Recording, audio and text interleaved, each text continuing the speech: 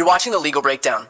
All right, Glenn, so obviously Donald Trump in his criminal trial in New York is well on his way to a conviction, but one thing in the way of a conviction is the prospect of a hung jury. So I want to explore that issue because it's especially pertinent right now. But first, just a reminder for those watching, if you want to follow along with the entirety of this trial as Glenn and I continue to cover it, please make sure to subscribe to both of our channels.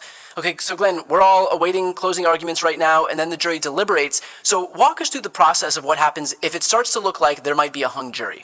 Brian, it only takes one of 12 jurors, right? A jury of Donald Trump's peers who have been sitting in that New York courtroom listening to what really was a mountain of incriminating evidence, corroborated several times over, of Donald Trump committing 34 felony crimes of falsifying business records to gain unfair advantage in a presidential election. The jury will soon have this case in their hands. They'll begin deliberating, and it only takes one juror to hang up the whole thing. So here's what happens when closing arguments are done, and right before the judge sends the jury to the deliberation room to start discussing the evidence with a view toward reaching a verdict, the judge will say, ladies and gentlemen, if you have any concerns or you experience any problems during your deliberations, feel free to contact me by way of a written note that you will send to my clerk. Now, when you send me that note, if you're having any trouble reaching unanimous verdicts, do not tell me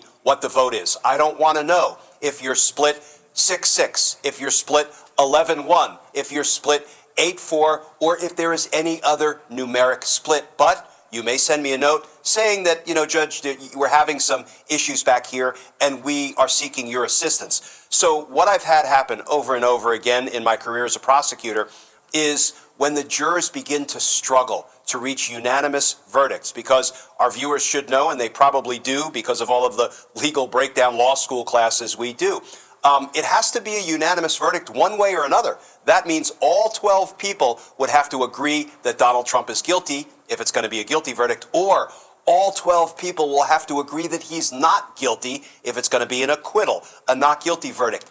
Any split, 11-1, 6-6, or any other numeric split would result in a hung jury. And I know we're going to talk in a few minutes about what happens if the jury actually hangs and the judge declares a mistrial because they can't agree unanimously. So what will happen is the jury will send a note out saying, Judge, we've reached an impasse, or we're having problems agreeing, or we're just not quite able to reach a unanimous verdict. What do we do? So what will typically happen is the judge will give what's called an anti-deadlock instruction. It's an instruction designed to sort of gently prod the jury into trying to reach unanimity if they can. And, there's a famous instruction called the Winters instruction. It's the most commonly used anti-deadlock instruction. Why Winters? Because the case that produced it was the United States versus Mr. Winters. So what that instruction says basically is, look, ladies and gentlemen, you all have been selected as jurors for this case because we believed you were up to the task of deciding this case. You should not assume that any future jury would be selected from any batch of people that were more qualified, more thoughtful, more conscientious than you. So it is desirable if you can resolve this case with a verdict. However, I'm not urging you to give up any firmly held views or beliefs that you have with respect to the evidence, but here is how I will instruct you.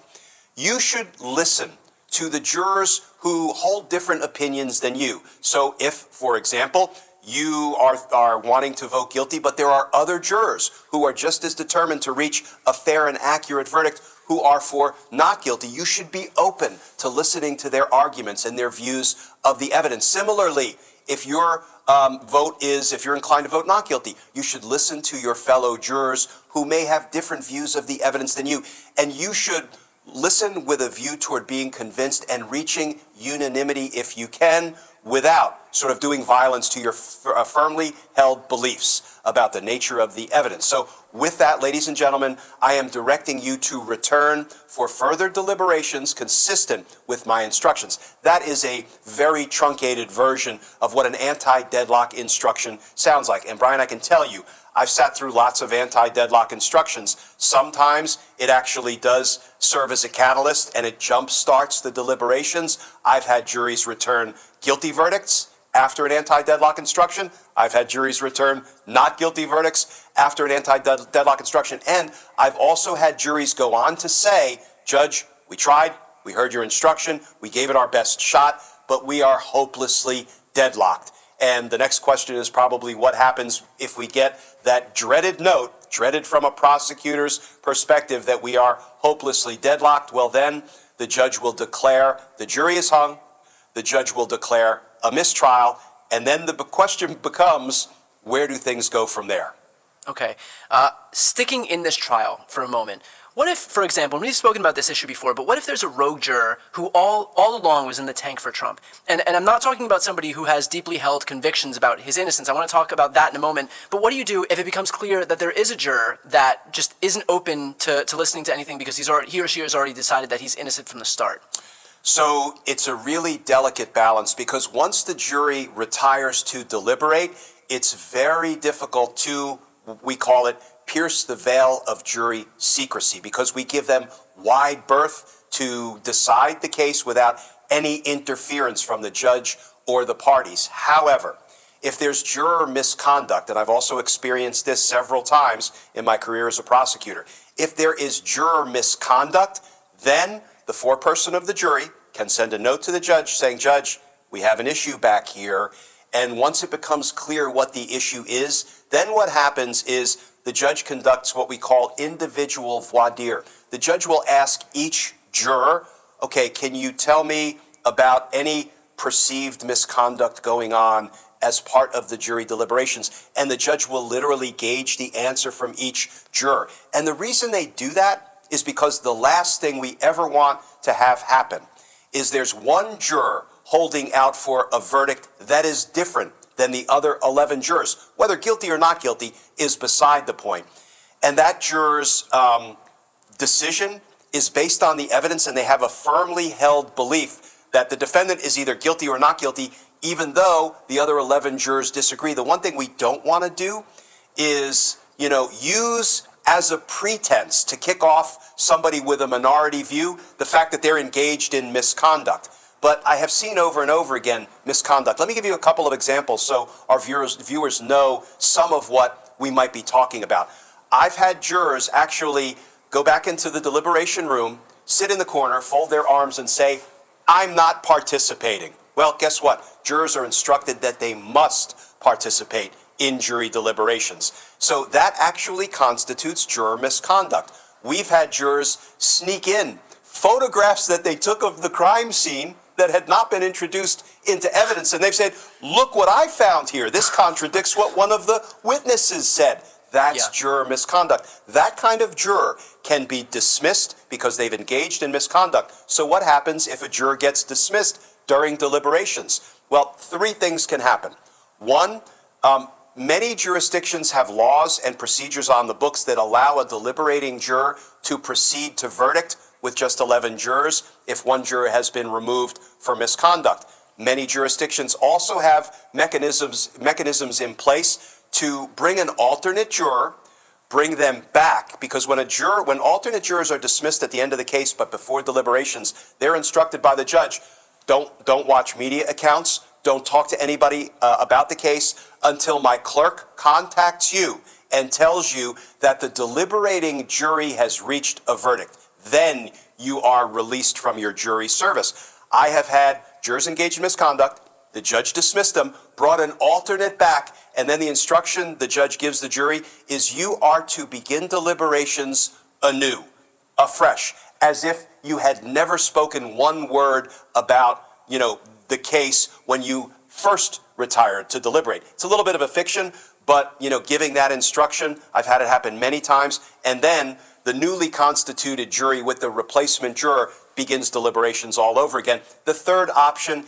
is the judge could declare a mistrial if they determine that, for example, other sitting jurors had been tainted by the misconduct of the one juror who has been removed. And a mistrial is never something that the prosecutors or, frankly, the victims and the witnesses in the case want to see happen. But, mistrials are not all that uncommon.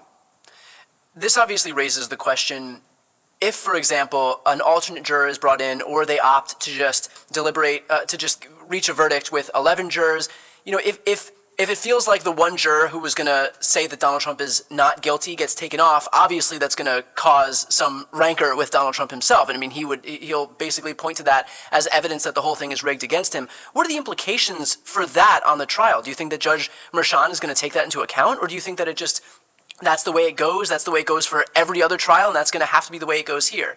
Judge Merchan, I think, will follow the law as the law is applied in New York. Because remember, every jurisdiction does things a little bit differently, both procedurally and substantively, and each jurisdiction has its own laws. And those laws have been interpreted up through the appellate courts of each state, each jurisdiction. So what I'm confident of is Judge Merchan will apply the law as it is established in New York to this case the way he would to any other case without concern for the collateral consequences. So if the law permits a jury to reach a verdict with just 11 if one was discharged for misconduct, or if the law in New York permits a replacement juror to join the jury, that is what I am quite sure Judge Merchan will do, notwithstanding the fact that unless Donald Trump wins a full acquittal, he will scream bloody murder about how the whole thing was rigged. I mean, remember, Brian, Donald Trump is the guy who incessantly promised the American people he would testify.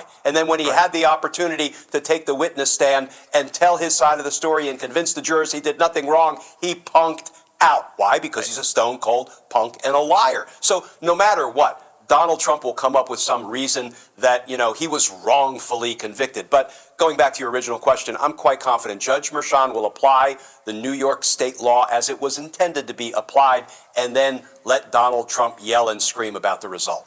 Let's finish off with this. In your career prosecuting cases, what percentage of them ended up in a hung jury? And I'm trying to glean some type of information in terms of what this case could look like. Great question. I've not really counted up my hung juries. I could probably go back through old files and disks and figure that out. I tried 52 murder cases, multiple RICO cases, and lots of other cases that were sort of less serious cases than RICOs and murders. I tried a lot of cases. I would say I probably had at least 10, maybe more, mistrials, hung juries. And here's what I'll say. Here is the silver lining behind the big, dark, orange cloud that is all things Trump. Most of the time, when I decided to go to a retrial after a hung jury and after a mistrial was declared, most of the time it resulted in a conviction. Why? Okay. Because I did it a little bit better the second time around. My witnesses have now been through it once, so they know what's coming. The defense has sort of, revealed whatever cards they had to play in the witnesses they chose to present and in the arguments they chose to make. So more often than not, the second trial resulted in a conviction. So the good news is, in the event of a hung jury, the prosecutors can, and I'm quite sure would, try it again. And then I think a conviction would be all the more likely the second time around. I know I said that was the last question. Real quick last question here. What happens if there's another hung jury after the second trial? So, Brian, you can try somebody as many times as you choose, as many times as you as a prosecutor believe it's righteous and ethical. I've had experience trying cases up to 4 times where I had I won't bore you with all the details, but I was actually involved in 2 cases that ended up going to trial 4 times. One of the cases, I sought permission from the United States Attorney to try it a 5th time, and the U.S. Attorney said no. The other case, I sought permission to try the case the 5th time. The U.S. Attorney said yes, and the defendant pleaded guilty on the eve of the 5th trial because he was, in fact, guilty, and he finally wanted to cut his losses. So I hope that answers your question. There is no number. There's no due process limit to the number of times somebody can be tried. And the reason for that is the law deems that if a jury can't reach a verdict, the trial is, get ready for a Latin phrase, void ab initio. In other words, void from the start as if it never happened. That's why you can take somebody back to a retrial without violating the double jeopardy clause. Well, look, I think that Donald Trump would be probably likely to just plead guilty if it meant that he wouldn't have to sit in a cold courtroom anymore. Delicate Don seems to be very incapable of sitting in anything that has imperfect conditions. But But that's our man of the people there. With that said, of course, Glenn and I will continue covering the entirety of this trial as it plays itself out. For those watching right now, if you're not yet subscribed, please make sure to subscribe. The links to both of our channels are right here on this screen. I'm Brian Tyler Cohen. And I'm Glenn Kirshner. You're watching The Legal Breakdown.